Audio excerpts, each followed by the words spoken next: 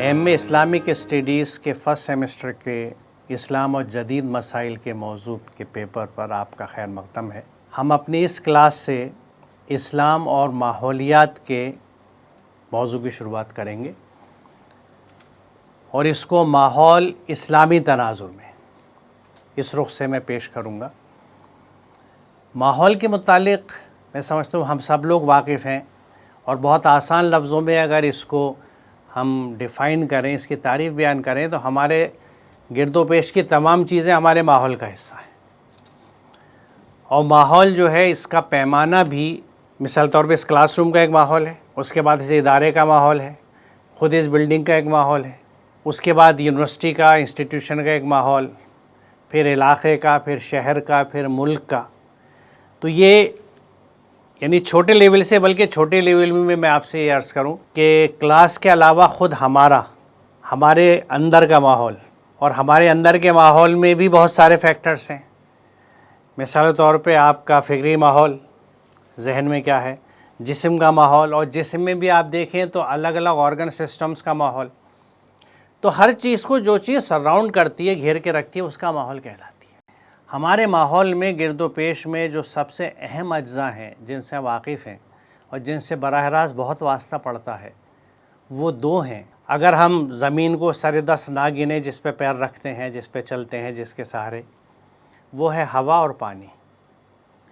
ان دونوں میں آپ نے نوٹ کیا ہوگا کہ کتنی تبدیلیاں آئی ہیں، اور وہ تبدیلیاں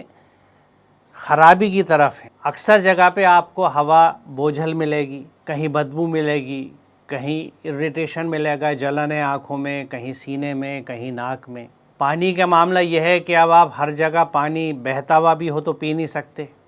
اگر وہ صاف بھی دکھ رہا ہے، ورنہ زیادہ تر جگہوں پہ تو پانی اب صاف دکھتا بھی نہیں ہے۔ آپ اپنے شہر کے دریاؤں کو دیکھ لیجئے، شہر کی ندیوں کو دیکھ لیجئے، شہر کے تالابوں کو دیکھ لیجئے، ہر چیز جو ہے وہ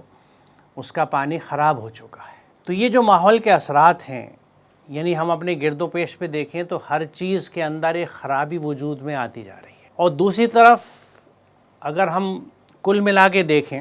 تو ان خرابیوں کی طرف مسلمانوں نے یا اسلامی مفکرین نے یا قائدین نے یا خطبہ نے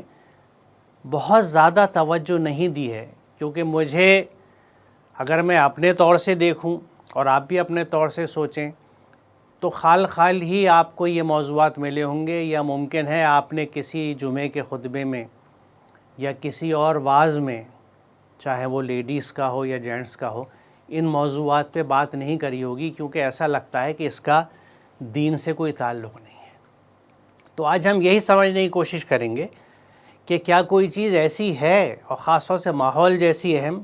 جو دین سے باہر ہو سکتی ہے، جس کے لیے اللہ تعالیٰ کی کوئی ہدایت نہ ہو، کوئی پیغامات نہ ہو، رسول اللہ کی زندگی سے کوئی سبق ہمیں نہ ملتا ہو؟ کیا یہ ممکن ہے؟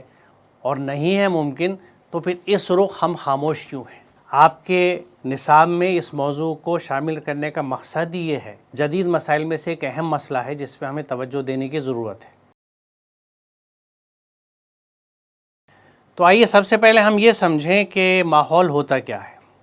جیسے میں نے آپ سے ابھی عرض کیا کہ گرد و پیش کی سبھی اشیاء باہم مل کر ماحول تشکیل دیتی ہیں، اور اس کو اگر اجزاء کو ہم تقسیم کریں، کئی انداز سے ان کو آپ تقسیم کر سکتے ہیں۔ کنوینینٹ ایک آسان طریقہ یہ ہے کہ جاندار اور بے جان۔ آگے اور چلیں تو ان جانداروں کو ہم تقسیم کر سکتے ہیں پیڑ پودوں اور جانوروں میں، یعنی عام طور سے جن کو ہم پیڑ پودے کہتے ہیں، جو جڑ سے ایک جگہ جڑے ہوئے ہوتے ہیں، اور جانور جو چلتے پھرتے نظر آتے ہیں، جن میں ہرے رنگت نہیں ہوتی۔ ان میں فردر اگر ہم تقسیم کریں تو پیڑ پودوں میں منتشر چھوٹے گروپ و بڑے گروپ۔ منتشر وہ پودے ہیں جو عموماً آنکھ سے نظر نہیں آتے، لیکن وہ کہیں سے جڑ پکڑے ہوئے نہیں ہیں، بلکہ حقیقت یہ ہے کہ دلچسپ بات یہ ہے کہ اگر عام طور سے کسی سے پودوں کی تعریف پوچھی جائے تو یہ کہتے ہیں صاحب ایک جڑ کے ساتھ وہ بندھے ہوئے ہوتے ہیں۔ پودوں میں بہت سارے پودے ایسے ہیں جن کی کوئی جڑ نہیں ہوتی، وہ ہوا میں، پانی میں منتشر رہتے ہیں، اور اس میں سب سے اہم چیز بیکٹیریا ہے، جس میں بہت سارے ہمارے لیے فائدے بھی ہیں اور جس میں نقصانات بھی ہیں، بہت سی بیماریاں بھی لاتا ہے، لیکن اس کے بنا ہمارا کھانا بھی ہضم نہیں ہو سکتا۔ ہماری آنتوں میں اگر بیکٹیریا، جو مفید بیکٹیریا وہ نہ ہو تو نظام ہضم ٹھیک نہیں چل سکتا۔ دیکھیے میں پھر آپ سے عرض کروں کہ بہت سارے طریقے ہیں جن سے ہم ان چیزوں کو تقسیم کر سکتے ہیں۔ ہم نے سب سے آسان سمجھانے کے لیے جو تقسیم ہے وہ لی ہے۔ چھوٹے گروپ اور بڑے گروپ سے مطلب یہ ہے کہ وہ پیڑ پودے جو چھوٹے سائز کے ہوتے ہیں ان کا گروپ، یعنی جو آپ نے دیکھا ہوگا کچھ پودے جو خاص طور سے گھروں میں گملوں میں لگائے جاتے ہیں پھول دینے کے لیے، یہ چھوٹے ہوتے ہیں، اور اس کے مقابلے میں آپ دیکھیں نیم یا پیپل کے درخت وہ بہت بڑے ہیں۔ تو یہ سائز کی بنیاد پہ تقسیم کیا گیا ہے۔ جانوروں کو ہم پالتو یا جنگلی کہہ سکتے ہیں، کچھ جانور جنگلی ہوتے ہیں، کچھ پالتو ہوتے ہیں، اور ان سب کو اگر ان کے ہیبیٹیٹ، ان کے رہنے کی جگہ، ان کے مسکن کے حساب سے تقسیم کریں تو اس میں چھوٹے بڑے کے علاوہ آبی، ہوائی اور زمینی بھی آتے ہیں، یعنی وہ پیڑ پودے اور جانور جو پانی میں رہتے ہیں، وہ پیڑ پودے جانور جو ہوا میں رہتے ہیں، اور وہ جو زمین میں جنگلوں میں رہتے ہیں۔ ہر جگہ یہ ہر چیز اپنے حساب سے اپنے ماحول پہ اثر انداز ہوتی ہے۔ جو جانور، جو پودا جہاں پر ہے وہ اس ماحول پہ اثر انداز ہو رہا ہے۔ کس طرح سے اثر انداز ہو رہا ہے؟ کچھ چیز وہ اس ماحول سے لے رہا ہے، کوئی چیز بدلے میں دے رہا ہے۔ مثال طور پہ ایک بکری ہے تو وہ جہاں رہ رہی ہے وہاں آس پاس کے وہ ہرے پتوں کو کھا رہی ہے، اور اس کے بعد وہ وہاں پہ جو فضلہ خالص کر رہی ہے، جو مینگنی کر رہی ہے، وہ وہاں پہ زمین میں گر رہی ہے۔ یہ ایک سب سے ایسی واضح چیز ہے جو سامنے نظر آتی ہے، ادروائز ان کے بہت سارے اثرات اور بھی ہیں۔ بے جان چیزوں کو ہم موسم سے، یعنی فضا سے ایک طرح سے سمجھ لیجئے، اور زمین سے جوڑ سکتے ہیں۔ موسم میں جو چیزیں پائی جاتی ہیں اس میں فضا ہے، درجہ حرارت ہے، روشنی ہے اور نمی ہے۔ فضا کا مطلب ہے ایٹماسفیئر، اس میں جو گیسیں ہیں جو موجود ہیں۔ درجہ حرارت وہاں کا کیا ہے؟ کیونکہ اس درجہ حرارت کی وجہ سے بہت سی گیسوں میں ان کے ڈینسٹی میں، ان کی کثافت میں فرق پڑتا ہے۔ ہوا ٹھنڈی ہو کے بھاری ہو جاتی ہے اور گرم ہو کے ہلکی ہوتی ہے، کیونکہ جب گرمیوں سے پہنچتی ہے تو اس کے جو مالیکیولز ہیں وہ منتشر ہو کے ہلکے ہو جاتے ہیں، اور ٹھنڈک میں وہ پاس پاس آ جاتے ہیں، جڑ جاتے ہیں، اس لیے اس کی کثافت بڑھ جاتی ہے، وہ بھاری ہو جاتی ہے۔ اسی لیے سردیوں میں آپ دیکھیں گے بستیوں کے اوپر، گاؤں میں بھی آپ دیکھیں گے کہ دھواں چھایا رہتا ہے، کیونکہ دھواں اوپر نہیں اٹھ پاتا ٹھنڈک کی وجہ سے، اور صبح کے وقت کوہرے سے مل کے وہ اور ایک دبیس چادر بنا دیتا ہے جس کو اسموک کہتے ہیں، فوگ اور اسموک کو ملا کے۔ تو یہ چیزیں بہرحال درجہ حرارت کا بھی فرق پڑتا ہے، روشنی کا فرق پڑتا ہے، کہاں پہ روشنی ہے کہاں پہ نہیں ہے، کیونکہ جہاں روشنی ہے وہاں بہت سے ایسے کام ہوتے ہیں جو ہمیں نظر بھی نہیں آتے، لیکن وہ اس روشنی کی انرجی کی وجہ سے، توانائی کی وجہ سے وقوع پذیر ہوتے ہیں۔ اسی طرح نمی کا اثر پڑتا ہے، جہاں نمی ہوتی ہے وہاں مختلف انداز کی زندگی پنپتی ہے، کیونکہ زندگی کے لیے نمی اور پانی کی بڑی ضرورت ہے۔ جہاں نمی نہیں ہوتی، نمی ختم ہو جاتی ہے، وہاں زندگی پہ اور زندہ چیزوں پہ دیگر اثرات ہوتے ہیں مختلف، لیکن وہ سب اثرات بہت اہم ہوتے ہیں۔ زمین سے متعلق چیزوں میں مٹی اور اس کے مشمولات، مٹی کے اندر کیا کیا ہے؟ مٹی، جس کو ہم در حقیقت ایک بڑی غلط اصطلاح ہمارے ہاں رائج ہے کہ جب کسی چیز کا کوئی مول نہیں ہوتا تو ہم کہتے ہیں مٹی کی مول بک گئی، یعنی ہم مٹی کی کوئی قیمت نہیں سمجھتے، جبکہ مٹی کی بہت قیمت ہے۔ ایک قیمت جو کسان بتائے گا وہ یہ بتائے گا کہ اسی میں تو میری فصل اگتی ہے، لیکن اس کے علاوہ اس مٹی کی بہت قیمت ہے، اور وہ یہ ہے کہ اگر آپ ایک مٹھی مٹی لے لیجئے اور اس کو پانی میں گھولیے، اس پانی کی اگر آپ کیمیکل انالیسس کریں، کیمیائی تجزیہ کریں، تو آپ دیکھیں گے کتنے سارے کیمیائی مادے اس کے اندر موجود ہیں،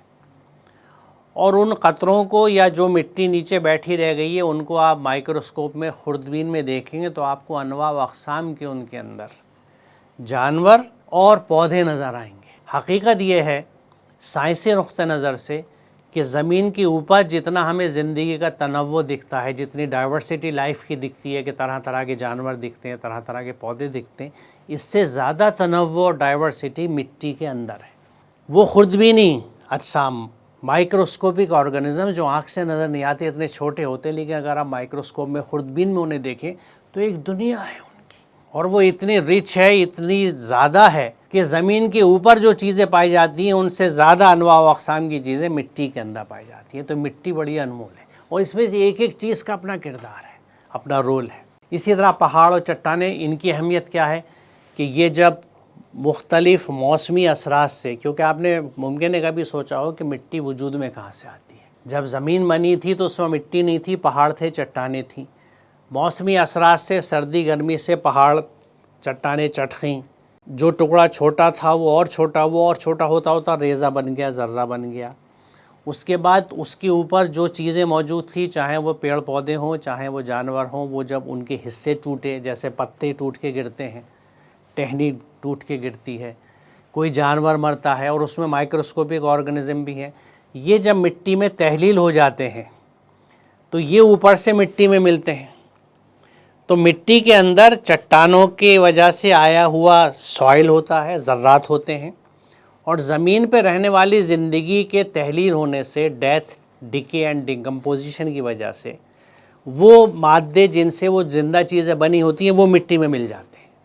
ایسی مٹی زرخیز کہلاتی ہے کیونکہ اس میں ذرات بھی ہیں جو چٹانوں سے آئے ہیں، اس میں وہ منرلز بھی ہیں، نمکیات بھی ہیں جو چٹانوں سے آئے ہیں، اور جو چیزیں جاندار اس میں مر مٹ کے گھل مل گئیں ان کے کیمیائی مادے بھی ان کے اندر ہوتے ہیں۔ تو آپ یہ اندازہ لگائیے کہ اتنی ساری چیزیں، کہا یہ جاتا ہے کہ 1 سینٹی میٹر مٹی زرخیز بننے میں 80 سال کا وقت لگتا ہے۔ 80 سال کے وقت میں 1 سینٹی میٹر مٹی زرخیز مٹی وجود میں آتی ہے۔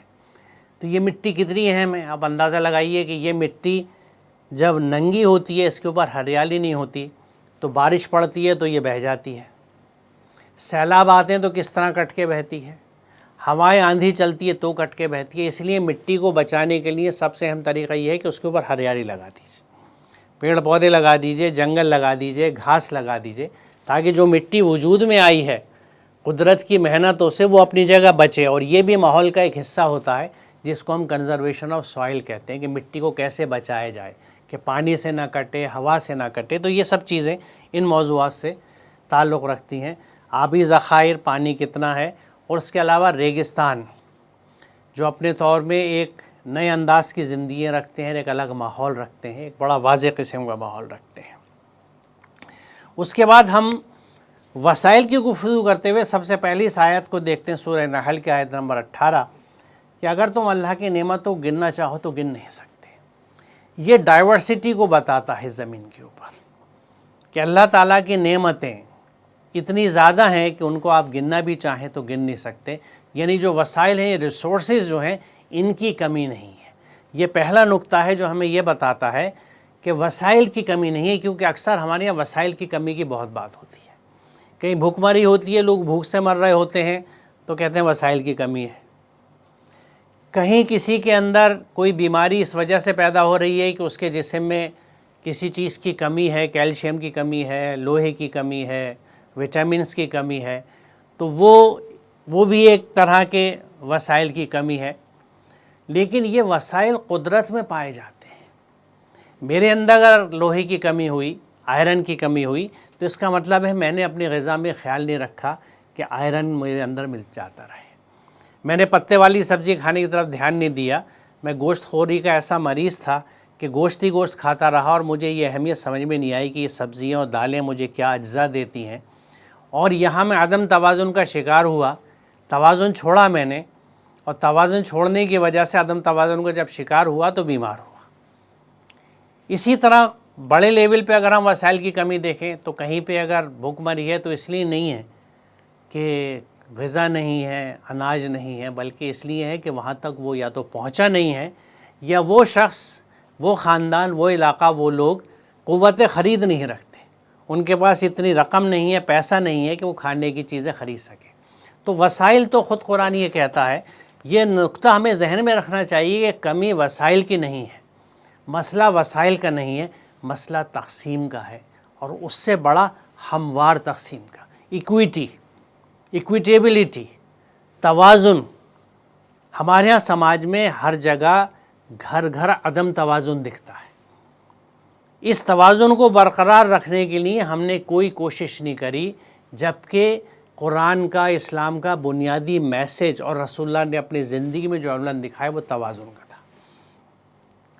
جب قرآن یہ کہتا ہے کہ وَلَا تُخْسِرُوا الْمِيزَانَ، اللہ تَطْغَوْا فِي الْمِيزَانِ، دونوں چیزوں کی طرف اشارہ کیا گیا ہے کہ توازن کو نہ تو بڑھا کے بگاڑیے اور نہ کم کر کے بگاڑیے۔ اقیم الوزن بالقسط، یہاں وزن کو توازن کے تصور میں لیجئے اس بات کو کہ ہر جگہ ہمیں توازن رکھنا ہے، اور اس طرح کے میسیجز بہت سارے ہیں، پیغامات ہیں، آگے لیکچر میں بھی آئیں گے۔ اس کے بعد یہ جو آیت ہے حجر 21، یہ ہمیں یہ بتاتی ہے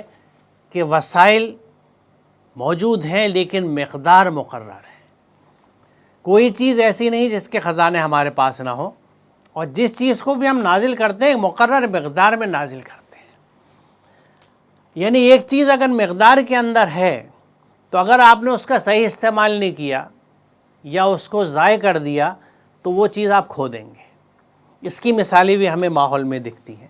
کہ اگر پانی کا استعمال ہم بے دریغ کریں کہ ہمارے ہاں تو بہت پانی ہے، پانی کی ٹنکی بھری رکھی ہے، لیکن اس پانی کو بچانے سے بہت سے اور لوگوں کا فائدہ ہو سکتا ہے۔ تو وسائل کی جتنی مقدار ہے، اور اس کو ہم سائنٹیفکلی بھی اس طرح کہتے ہیں کہ جب یہ زمین وجود میں آئی تو جو چیزیں جو اجزاء اس کے اندر آ گئے تھے وہ اپنی جگہ بند گئے، کیونکہ زمین پہ سوائے سورج کی روشنی کے باہر سے کوئی اور چیز نہیں آتی۔ کسی اور سیارے سے زمین پہ پیکٹس نہیں آتے کیلشیم کے، آئرن کے، میگنیشیم کے، جو ہے اسی زمین کی مٹی میں ہے۔ باہر سے صرف سورج کی روشنی، توانائی، حرارت آتی ہے، باقی اس کا اپنا ماحول ہے، اور اسی کو آپ کو بچا کے رکھنا ہے، کیونکہ یہ چیزیں جو ہیں صرف آپ سب کے لیے نہیں بلکہ زمین کے ہر جاندار کے لیے ہیں، اور آنے والی نسلوں کے لیے بھی ہے، اور آنے والی نسلیں صرف انسان کی نہیں، ہر اس جاندار کی جو زمین پہ پایا جاتا ہے۔ اور یاد رکھیے ان کی اکثریت سے ہم واقف نہیں ہیں۔ باوجود اتنی سائنسی ترقیوں کے ہم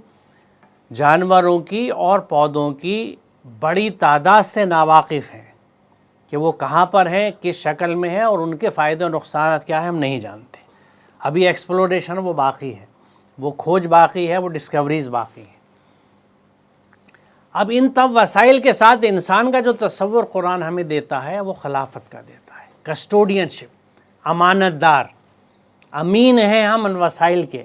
وہی ہے جس نے تم کو زمین کا خلیفہ بنایا اور تم میں سے بعض کو بعض کے مقابلے میں زیادہ بلند درجے دیے تاکہ جو کچھ تم کو دیا ہے اس میں تمہاری آزمائش کرے۔ تو یہاں دو چیزیں واضح ہیں۔ پہلی بات تو یہ کہ ہم زمین کے وسائل کے خلیفہ ہیں، کسٹوڈین ہیں، وائس جیرنٹ ہیں، امین ہیں۔ یہ ہمیں امانت دی گئی ہے جس کو ہم استعمال کریں، لیکن اس طرح کہ یہ خراب نہ ہو اور آنے والی نسلوں کے لیے اس کی تجدید ہوتی رہے، ان کی ری سائیکلنگ ہوتی رہے۔ اور دوسری بات یہ بتائی گئی کہ جو وسائل بھی دیے گئے کسی کو کم یا زیادہ، تو جس کو زیادہ دیے گئے وہ آزمائش کے لیے دیے گئے۔ آزمائش کس چیز کی؟ کہ ان وسائل کو وہ محض اپنی ذات، اپنے گھر، اپنے خاندان پہ خرچ کرتا ہے یا دوسروں کے ساتھ شیئر کرتا ہے۔ اور اس کی قدرت میں مثالیں ہیں جن کا ذکر آگے آئے گا۔ تو اس وسائل کے تعلق سے انسان کا رشتہ جو زمین کے اوپر ہے وہ کسٹوڈین شپ کا ہے، خلافت۔ ہم امین ہیں ان چیزوں کے، ہم مالک نہیں ہیں، ملکیت کا تصور نہیں ہے۔ ان کی ہموار تقسیم کے لیے قرآن میں بڑا واضح حکم ہے، سورہ بقرہ آیت نمبر 29، هو الذی خلق لکم ما فی الارض جمیعا، وہی ہے تمہارا رب جس نے زمین کا سب تم سب کے لیے پیدا کیا ہے۔ یہ ایک اتنی واضح ہدایت ہے قرآن کی کہ جو ہموار تقسیم کی طرف بات کرتی ہے۔ اور اس ہموار تقسیم کے اس سے پہلے کی کلاس میں بھی میں نے ڈیفیوژن کا ذکر کیا تھا، جس میں بتایا تھا کہ کس طرح سے کائنات میں ہر چیز اپنی زیادہ والی جگہ سے کم والی جگہ کی طرف جاتی ہے۔ یہ قدرتی نظام ہے تقسیم کا، وسائل کا، کہ ضرورت کے حساب سے تقسیم ہوتے ہیں۔ میری تجوریوں میں پیسہ بھرا رکھا ہے، باہر لوگ بھوک مری سے مر رہے ہیں، میں ان کو اسی لیے نہیں دیتا کہ نہ وہ میرے بیٹے ہیں، نہ بیٹی ہے، نہ بیوی ہے، نہ ماں ہے، یعنی میرے ان کے کوئی رشتے نہیں ہیں، لیکن میں یہ بھول جاتا ہوں کہ سب سے اہم اور بنیادی رشتہ جو انسانیت کا رشتہ ہے وہ ہمارے بیچ میں ہے۔ جو باہر بھوکے مر رہے ہیں، سسک رہے ہیں، وہ بھی انسان ہیں میری طرح، اور ان کا رب بھی وہی رب ہے۔ اس نے مجھے آزمائش کے لیے مال دے دیا اور ان کو نہیں دیا ہے، تو وہ منتظر ہے کہ میں خیر امت کے طور پہ، امانت داری کے طور پہ، امین ہونے کے ناطے اپنے وسائل میں سے کچھ ان کے ساتھ شیئر کرتا ہوں یا نہیں کرتا۔ یہ میری لیے ایک آزمائش ہوتی ہے۔ اب یہ دیکھیے قدرت کے کارخانے کی ایک چیز میں آپ کو عموماً اس تجربے کو میں کر کے دکھاتا تھا، لیکن اب میں نے اس کی تصویریں لے رکھی ہیں یہاں اس کو آسان کرنے کے لیے۔ یہ ایک شیشے کا گلاس ہے جس میں مٹی بھری ہوئی ہے۔ یہ مٹی خشک ہے۔ خشک مٹی تصور کیجئے، یہ گلاس نہیں ہے بلکہ ایک میدان ہے۔ اس میں مٹی جب پڑی ہوتی ہے تو وہ ہوا سے اڑتی ہے، کٹتی ہے۔ اس لیے آپ دیکھتے ہوں گے جب آندھی چلتی ہے، مٹی اڑتی ہے، تو جہاں میدان ہوتے ہیں وہاں اکثر لوگ پانی کا چھڑکاؤ کر دیتے ہیں۔ کہ اس چھڑکاؤ سے مٹی گیلی ہو کے رکی رہے گی، کم اڑے گی، لیکن اس کا اصل جو اس کا حل ہے، سولوشن ہے، وہ یہی ہے کہ اس مٹی پہ ہریالی آئے۔ کیا خشک مٹی میں ہریالی کبھی آ سکتی ہے؟ نہیں آ سکتی۔ کیوں نہیں آ سکتی؟ کیونکہ زندگی کا پیغام پانی لے کے آتا ہے۔ اسی لیے جب اللہ کی رحمت بارش کی شکل میں برستی ہے، جو قرآن کہتا ہے کہ ہم مردہ زمین کو زندہ کر دیتے ہیں، تو حقیقت یہ ہے کہ جب ہریالی اس کے اوپر اگتی ہے تو وہ مٹی زندہ ہو جاتی ہے، اور یہ بنا پانی کے نہیں ہوتا۔ تو گویا ہم یہ کہہ سکتے ہیں کہ پانی جو ہے وہ مٹی کی، زمین کی زندگی کی گارنٹی ہے۔ تو پانی جب زمین کو ملتا ہے تو وہ اس کے لیے آب حیات ہوتا ہے، کیونکہ اس کی حیات وہیں سے شروع ہوتی ہے۔ اب اس مٹی میں ہم ایک سرے سے پانی ڈالتے ہیں، ایک ڈراپر سے آپ پانی ڈالیے، بڑی چیز سے مت ڈالیے۔ آپ جتنے چھوٹے حصے پہ پانی ڈالیں، آپ دیکھیں گے وہ پانی وہاں رکے گا نہیں، بلکہ پوری مٹی میں پھیلے گا۔ جیسا اس تصویر میں آپ دیکھتے ہیں کہ تھوڑا سا ہی پانی گیا ہے، وہ نیچے نہیں آ سکا، لیکن اپنے چاروں طرف اپنے علاقے کو، کیونکہ اس میں بھی بڑی اہم بات یہ ہے کہ جو مٹی پانی لے رہی ہے وہاں پہ جہاں پانی ڈالنا ہے، وہ ایک دم اس پانی کو نیچے نہیں پہنچا رہی، اس نے پہلے اپنے قریبی سماج کو، یعنی ایذا ذی القربہ، مٹی چونکہ مسلم ہے اور اللہ کی آیت ہے، تو مسلم مٹی اللہ کے احکامات پہ چلتی ہے، پہلے اس نے ایذا ذی القربہ پہ عمل کرتے ہوئے اپنے آس پاس کے ذرات کو پانی دیا۔ اسے معلوم ہے ابھی سماج کا کافی حصہ ہے جہاں تک پانی نہیں پہنچا، وسائل نہیں پہنچے، رزق نہیں پہنچا، آب حیات نہیں پہنچا، لیکن وہ انتظار کرتی ہے وسائل کا، سب سے پہلے اپنے گرد و پیش میں تقسیم کرتی ہے، اور پانی ڈالیے، پانی اور مٹی میں پھیلتا چلا جا رہا ہے، پانی اور ڈالیے، پانی، پوری مٹی سیراب ہو گئی۔ اور اس کے بعد اس پانی کو مٹی نے اپنے اوپر کھڑا کر دیا، اکٹھا کر دیا، کوئی بھی ایکسٹرا پانی اندر نہیں لیتی اپنے اندر۔ اس کی جب حد پوری ہو گئی، لوگ تم سے پوچھتے ہیں کیا خرچ کریں، قول العفو، جو تمہاری ضرورت سے زیادہ کہو دوسروں پہ خرچ کر دو۔ اب سائڈ سے اس کو دیکھیے تو بالکل پانی کھڑا ہوا آپ کو گلاس کے اوپر نظر آ رہا ہے، یہ ایکسٹرا ہے، اس مٹی کو اس کی ضرورت نہیں ہے، وہ سیراب ہو چکی ہے، اس کی ضرورت پوری ہو چکی۔ اب بقیہ پانی کو یہ اپنے اندر نہیں سمیٹے گی، اس نے باہر کھڑا کر دیا کہ کہیں اور کوئی لے لے اس کو، یا یہ دیواریں شیشے کی ٹوٹ جائیں تو یہ چاروں طرف پھیل جائے۔ هو الذی خلق لکم ما فی الارض جمیعا، تمہارا رب وہ ہے جس نے زمین کا سب تم سب کے لیے پیدا کیا ہے۔ اس لیے اللہ کے وسائل جو ہیں ان کی حدود نہیں ہیں۔ ہوا کو آپ نہیں روک سکتے کہ یہ سری لنکا کی ہوا ہے، یہ پاکستان کی ہوا، یہ ہندوستان کی ہوا، یہ امریکہ کی ہوا ہے۔ اسی لیے ایک ہوا میں چھوڑی ہوئی زہریلی گیس پوری دنیا کو گھیرے میں لیتی ہے، ایک جگہ کا زہریلا پانی پورے پانی کو، پوری پانی واٹر باڈیز کو، پانی کے جسم کو گندا کرتا ہے، کیونکہ یہ وہ چیزیں ہیں جن کی نہ آپ ان کو قید کر سکتے نہ ان کی حدود ہے۔ تو وسائل کی ہموار تقسیم کی اتنی بہترین مثال ہمیں یہاں نظر آتی ہے۔ اور پچھلی ایک کلاس میں بھی میں نے فوٹو سنتھسس کے تعلق سے پودے میں شکر سازی جب ہوتی ہے تو اس کی تقسیم آپ کو بتائی تھی کہ کس طرح وہاں آپ نے دیکھا تھا کہ وہ بیت المال کہیں اور جمع ہوا، پھل کی شکل میں وجود میں آیا۔ تو یہ آپ بتائیے قدرت کی یہ چیزیں جو ہمارے چاروں طرف ہمیں دکھتی ہیں، اب آپ تصور کیجئے کہ کہیں پہ مٹی ہے، مٹی کا فٹ پاتھ تھا، مٹی کا میدان تھا، وہ ایک ایکو سسٹم تھا، ایک ماحول تھا، اس مٹی کے اندر کروڑوں اقسام کے جاندار رہتے تھے۔ کارپوریشن نے اس مٹی کو صاف نہ کرنے کی وجہ سے، یا مٹی اڑتی تھی صفائی کے لیے، ایک دن آپ دیکھتے ہیں کانکریٹ کا ایک ٹرک آتا ہے اور اس کے اوپر، فٹ پاتھ کے اوپر پوری کانکریٹ بچھا کے چلا جاتا ہے۔ ہم میں سے کوئی نہیں سوچتا کہ کروڑوں جانداروں کا قتل ہو گیا۔ اس مٹی کے اوپر جو کانکریٹ ڈال دی گئی تو اس مٹی کے اندر کیا کیا تھا، اس مٹی میں کیا کیا سبزہ اگ سکتا تھا، یعنی بجائے کانکریٹ ڈالنے کے اگر ہم اس پہ گھاس یا گرینری لگا دیتے تو وہ ایک اور زندہ نظام وجود میں آتا۔ اس گھاس پہ کھانے والے، جینے والے کتنے ننھے ننھے کیڑے مکوڑے وجود میں آتے، ان کو ان کا رزق مل جاتا، ان کا ماحول اچھا ہو جاتا۔ اسی لیے آج جو سمجھدار لوگ ہیں وہ ہر جگہ کانکریٹائزیشن کا مخالفت کرتے ہیں کہ فٹ پاتھوں پہ، سڑکوں پہ، ہر جگہ کنکریٹ کیوں ڈالتے ہو؟ جہاں سبزہ لگایا جا سکتا ہے وہاں سبزہ لگائیے، کیونکہ سبزہ زندگی کی علامت ہے، کنکریٹ آپ کی موت کی علامت ہے، کیونکہ کنکریٹ موت لاتی ہے، سبزہ زندگی لے کے آتا ہے۔ تو یہ وسائل کی تقسیم بہت اہم چیز ہے، اور اگر آپ اس کو ذہن میں رکھیں گے، اور یاد رکھیے کہ یہ دین کا ایک بہت بڑا جز ہے، کیونکہ قرآن میں یہ بات دیکھیے کہ هو الذی، اللہ تعالیٰ اپنی پہچان بتا رہا ہے کہ وہ ہے تمہارا رب جس نے زمین کا سب تم سب کے لیے پیدا کیا۔ تو زمین کے وسائل کو اگر ہم روکتے ہیں تو ہم اللہ تعالیٰ کی مشیت میں رکاوٹ ڈالتے ہیں۔ یصدون فی سبیل اللہ، اللہ کے راستے سے یہ رکاوٹیں پیدا کرنے والے لوگ ہیں، یہ رکاوٹیں پیدا کرتے ہیں، اللہ کے کارخانے میں رکاوٹ پیدا کر رہے ہیں۔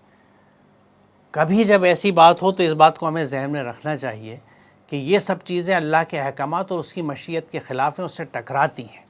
لہٰذا ہمیں ان سے بچنا چاہیے۔ اب دیکھیے، میں پھر اس مثال پہ پھر لوٹ کے آ رہا ہوں کہ یہ پھر ہرا ایک پودا آپ کے سامنے ہے، اور اس میں نے دوسری تصویر آپ کو اس لیے دکھانا چاہتا ہوں کہ اس میں دو طرح کے سفر آپ کو نظر آئیں گے۔ نیچے سے نیلا ایک ایروز ہیں جو اوپر جا رہے ہیں، یہ وہ پانی ہے جو یہ پودا جذب کر رہا ہے، پانی اور اس کے ساتھ نمکیات، یعنی پودے میں دو طرح کے ٹرانسپورٹ ہوتی ہے، دو طرح کا ٹریفک چلتا ہے، جڑوں سے اوپر کی طرف جس میں پانی اور نمکیات، اور یہی پانی اوپر جا کے پتوں سے اوپر ہوا میں منتشر ہو جاتا ہے، جس کو ٹرانسپیریشن کہتے ہیں، اور یہی وہ ہے جو زمین میں چھپے ہوئے پانی کو پمپ کی طرح اوپر کھینچ کے ہوا میں پھیلا دیتا ہے تاکہ ہوا میں نمی بڑھے اور پھر اس سے بادل بنے اور پھر بارش آئے۔ جو زمین میں لاکڈ اپ پانی ہے، واٹر ہے، اس کو یہ اوپر لے کے آتا ہے۔ تو یہ پودے بھی ایک طرح سے وہی کام کر رہے ہیں جو آپ کا پمپ کرتا ہے، جو ٹیوب ویل کرتا ہے کہ زمین سے پانی کو کھینچ کے آپ کی ٹنکی کو بھرتا ہے۔ اب یہاں بھی ہماری خود غرضی اور پودوں کی وسیع القلبی کہ ہم جب پانی زمین سے کھینچتے ہیں تو اپنی ٹنکی بھرتے ہیں،